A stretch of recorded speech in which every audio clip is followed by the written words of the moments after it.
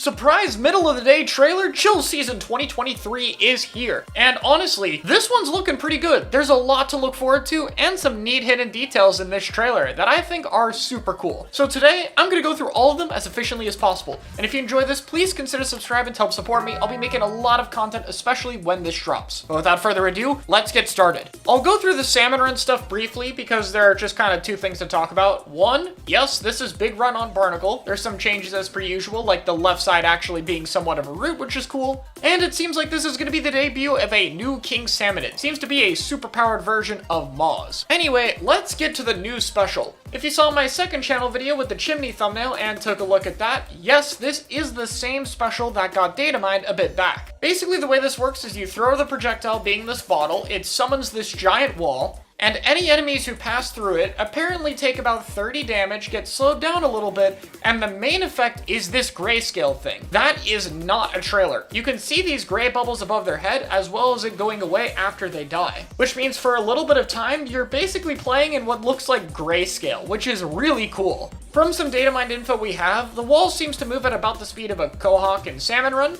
and the main question is if it blocks shots and has HP. Originally I figured it wouldn't since it is just a smokescreen, however by looking at it really closely in the trailer, it seems like it might actually be blocking shots, so maybe the wall is HP based as well, which obviously would be a huge buff for it if so. We also know that this special is on the undercover umbrella, and we'll talk more about the kits later, but I think it definitely fits this being a more supportive special if they're going for kind of Kunder vibes with the Splatoon 2 Ken's undercover umbrella playstyle, but with this one. I talked about this a lot on the second channel, so if you want more info you can take a look at that video, but I think it is going to be somewhat interesting. It could be a bit of a problem in some ways, smoke screens can be annoying and it's another HP special potentially. However, it is a great way to add necessary cover against more long-range weapons, which is a big problem this game's maps have. Anyway, onto the confirmed kits. And Parry getting Curling Bomb is probably a surprise to no one given how iconic this kit is, and the trailer shows it pretty clearly. I'd also say it's likely to get Jetpack, given that they repeated the Firefin kit, one of the other iconic Splatoon 2 kits, and Parry is arguably even more iconic. I think it's pretty likely. The coolest way to show off a sub ever though was done in this trailer. In this little 8-bit section of it, you can see the S-Blast user throw a burst bomb, accompanied with the same sound effect, and then when it cuts back to it later, they shoot for a little bit of a Grim combo. If you splice the two sections together without the bit in the middle, you can pretty much see it doing a burst bomb combo, as shown here.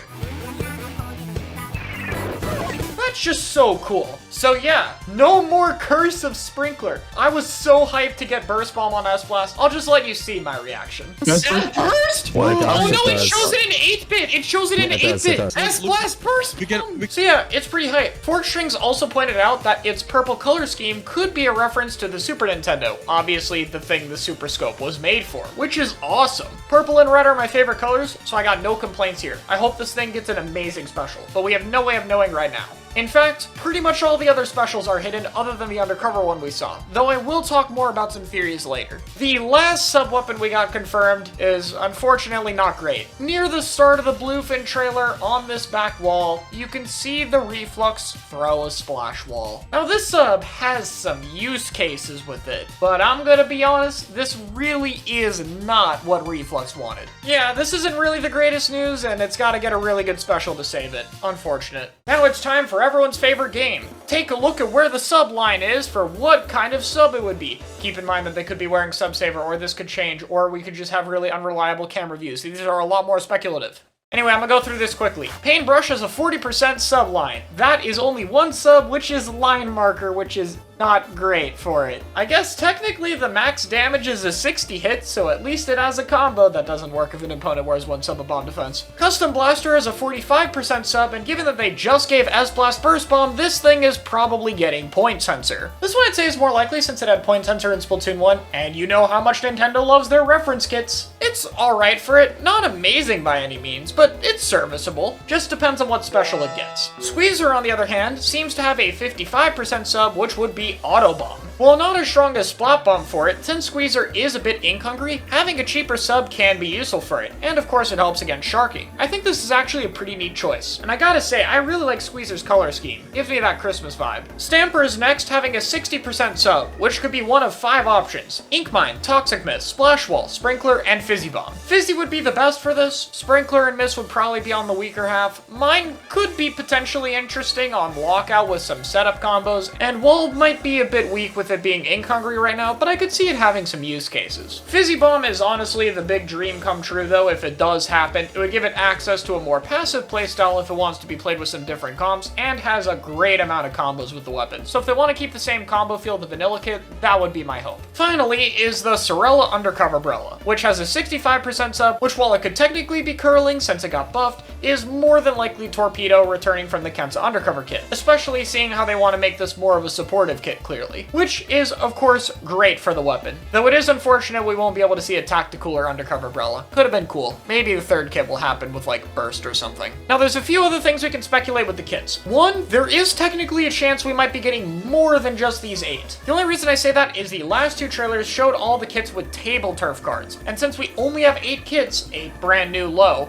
there is a chance there could be a few more, which hopefully includes Chargers, given that they have 4 of them without a second kit so far, which is kind of crazy. Though it could just be seen as copium, honestly. There is potential for a second special to happen, given that last time we got a special, we did get a second new one, and there's no new main weapons in this update. I will say from data mined info, there is code for another one there, but it is a lot smaller than what we knew for Chimney. So maybe it got scrapped. Honestly, who knows? We'll have to see on Twitter in the next few days. Finally, there are 2 specials that are very likely to get on kits. First is Crab, which has actually never been added to a new kit in the DLC so far. And second is Booyah Bomb, which hasn't been added to a new weapon since Chill Season last year on Aerospray and Forge. So I would say it's pretty likely that some of these have those specials, as well as more than likely something else having the new smokescreen. Finally, let's talk about the stages, and I have some good news first. This first new stage might be one of the best ones we've seen. You can see spawn extensions on the right and left side to make it easy to retake distinct areas, and if you look in mid, you can see that pretty much all the walls there are paintable. This means that you have a super wide and open map, and it's really just these walls that are kind of corralling people closer together, but it looks like you can go around on either side. You don't have to go through mid all the time, there's a decent spawn area, and it looks really solid. It definitely does still seem to have a drop portion near the middle of your spawn area down here. Hopefully there's a defensive sponge in some other modes, but honestly, this looks really solid for a map. And it seems like the map design philosophy improvements from last season is continuing here, at least when it comes to the new maps. So let's talk about Bluefin as a returning stage. There is one positive I want to talk about, which are these elevators. These are basically a new mechanic. A lot of people think these just go up and down like normal, but no. They actually start moving pretty much as soon as you get on it and go down as soon as you get off. This is basically an entirely new stage gimmick, and I have really been wanting stages to have more distinct and unique identities for a long time. So it's cool to see something actually new being introduced here. I'm a fan. What I'm not a fan of is going up to the top of the elevator and seeing this random stack of blocks where there's supposed to be an important route connecting the snipes, being great for defenders to rotate between which side they want to watch and attackers on a flank. On top of that, in the middle of the map, you can see this right side here, which used to be another tunnel to drop, is pretty much entirely gone. This route was worse in Turf War than the ranked modes in S1, but it was still there as a drop, and here, I don't see anything. Bluefin is a map, though, that has a lot of changes in ranked mode, such as this middle bridge here on Tower and Rainmaker, so we really have to see when it comes out. But I'm gonna be honest here, there definitely seems to be some potential for negative changes. At the very least, this left side inkable wall is still here. They even made a little joke about it, so that's cool. The spawn area does seem different, in which good, it was probably the biggest problem with it back in Splatoon 1. And of course, we didn't really get a good overhead of it, so maybe there's some stuff we missed.